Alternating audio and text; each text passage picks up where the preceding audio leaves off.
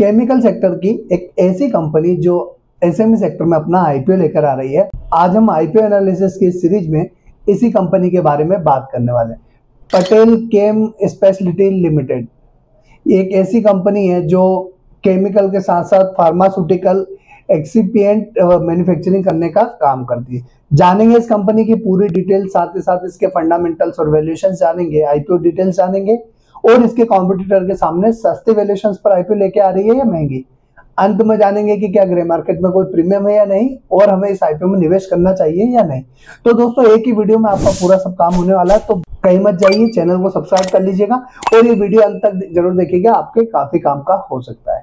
नमस्कार दोस्तों, मेरा नाम राजेंद्र सिंह गौड़ है और आज हम बात कर रहे हैं पटेल केम स्पेशलिटी लिमिटेड। 2008 में एस्टेब्लिश हुई ये कंपनी फार्मास्यूटिकल एक्सिपिएंट और स्पेशलिटी केमिकल के निर्माण और एक्सपोर्ट का काम करती है। ये ऐसे रसायन बनाती है जो दवाइयों, फूड प्रोडक्ट्स, कॉस्मेटिक्स, इंडस्ट्रियल उपयोग में बाइंडर, थिनर, स्टेबलाइजर और जेलिंग एजेंट्स के रूप में काम आते हैं। इस कंपनी की दो मैन्युफैक्चरिंग यूनिट है, एक वतवा अहमदाबाद में और दूसरी तालोद हिम्मतनगर में। ये यूनिट्स यूएसडीएमएफ और जीएमपी जैसे अंतरराष्ट्रीय क्वालिटी स्टैंडर्ड का पालन करती है। कुल मैन्युफैक्चरिंग एरिया की बात करें तो 7000 स्क्वायर यार्ड में फैली हुई ये कंपनी, जिसमें storage, production, R&D, packaging, warehousing सारी व्यवस्थाएं एक साथ रखी गई है।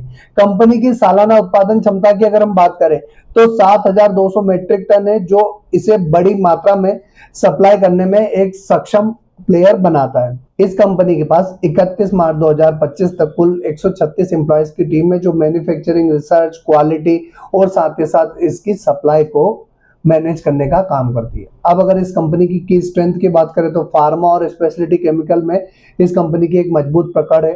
ग्लोबल क्लाइंट बेस है इस कंपनी का, इंटरनेशनल सर्टिफाइड प्रोडक्ट्स है, यूएसडीएमएफ और जीएमपी जैसे एडवांस मैन्युफैक्चरिंग फैसिलिटी है और in house R&D and quality control है इसके पास।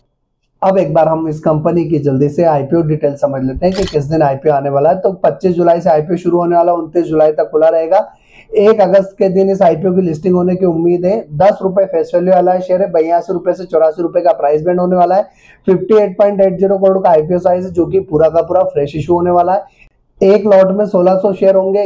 बुक बिल्ड इशू टाइप है, बीएससी का एसएमई आईपीओ। अब आपको एक लॉट में कितना इन्वेस्टमेंट करना है, तो अब एक बार हम इस कंपनी का जो मिनिमम इन्वेस्टमेंट होगा वो एक बार समझ लेते हैं। तो रिटेल में आप मिनिमम और मैक्सिमम, सेबी का जो नया नियम है एसएमई आईपीओ के लिए, उसमें 2 लॉट के लिए 3200 शेयर के लिए आपको अप्लाई करना होगा 2,68,800 रुपए के लिए। वहीं स्मॉल एचएनआई में आपको 3 लॉट के लिए अप्लाई करना होगा 4800 शेयर के लिए 4,03,200 रुपए के लिए। और स्मॉल एचएनआई का मैक्सिमम जो इन्वेस्टमेंट होगा वो 7 लॉट के लिए अप्लाई करना होगा 11,200 शेयर के लिए 9,40,800 रुपए के लिए।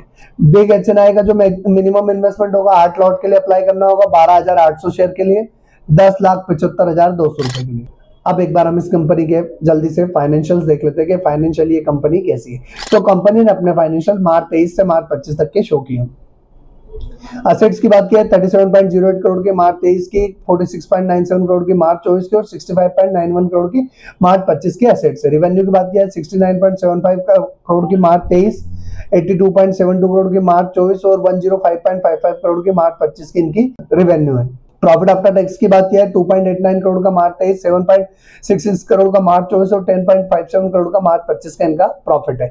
एबिटा की बात करें तो 5.83 मार्च 23, 12.02 मार्च 24 और 15.80 मार्च 25 का एबिटा। नेटवर्थ की बात किया 11.87 करोड़ मार्च 23, 19.52 करोड़ मार्च 24 और 35.40 करोड़ मार्च 25 का इनका एबिटा है।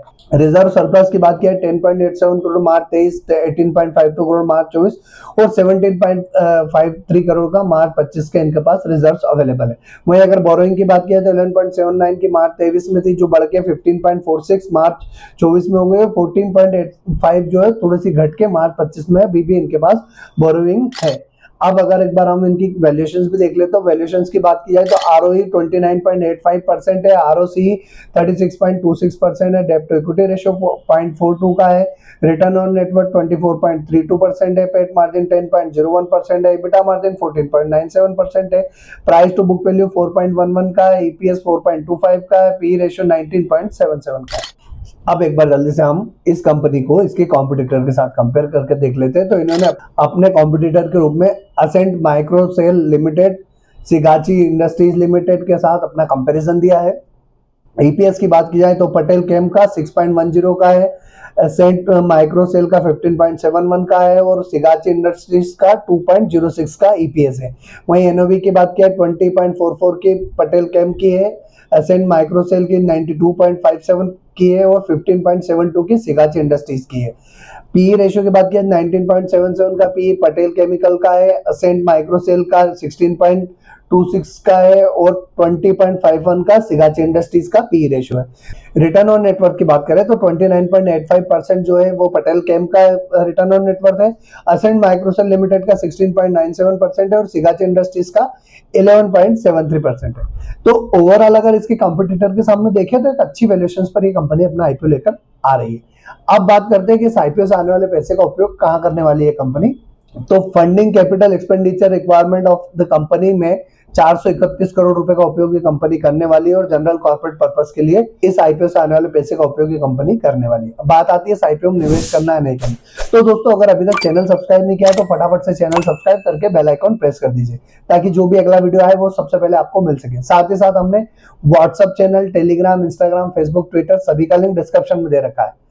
आप वहां से हमें ज्वाइन करके लेटेस्ट अपडेट प्राप्त कर सकते हैं और डीमेट अकाउंट का लिंक भी डिस्क्रिप्शन में दे रखा है जहां से आप अपना डीमेट अकाउंट ओपन कर सकते हैं। बात आती है आईपीओ में निवेश करना है कि नहीं। कंपनी के फाइनेंशियल्स अच्छे, वैल्यूएशंस अच्छी है, अपने कॉम्पिटिटर के सामने ठीक ठाक वैल्यूएशंस पर आईपीओ लेके आ रही है। ग्रे मार्केट की प्रीमियम की बात करें तो 14 से 15% के आसपास की इसकी प्रीमियम देखने को मिल रही है। छोटा लिस्टिंग गेन के लिए इस आईपीओ में निवेश किया जा सकता है। आपको क्या करना है, आपको खुद के रिसर्च करना है। इस वीडियो से जो भी डेटा आपके काम का उसका उपयोग आप आपके रिसर्च में कर सकते हैं। साथ ही साथ आपको आपके फाइनेंशियल एडवाइजर से कंसल्ट करना है और अपनी फाइनेंशियल कंडीशन देखने के बाद एसएमई आईपीओ या किसी भी आईपीओ में निवेश कीजिएगा। वैसे भी एसएमई आईपीओ में निवेश काफी महंगा हो चुका है तो उसको अपनी रिस्क कैपेसिटी के हिसाब से एनालाइज करने के बाद ही निवेश कीजिएगा। तो दोस्तों ये वीडियो आपको कैसा लगा, आपका क्या डिसीजन है, आप इस आईपीओ में निवेश करने जा रहे हैं नहीं जा रहे, कमेंट बॉक्स में कमेंट करके जरूर बताइएगा। और ऐसे ही तमाम सारे लेटेस्ट और फाइनेंशियल अपडेट्स के लिए हमारे साथ जुड़े रहें। तो आज के लिए इतना ही, अगले वीडियो में फिर मिलेंगे, तब तक के लिए जय हिंद।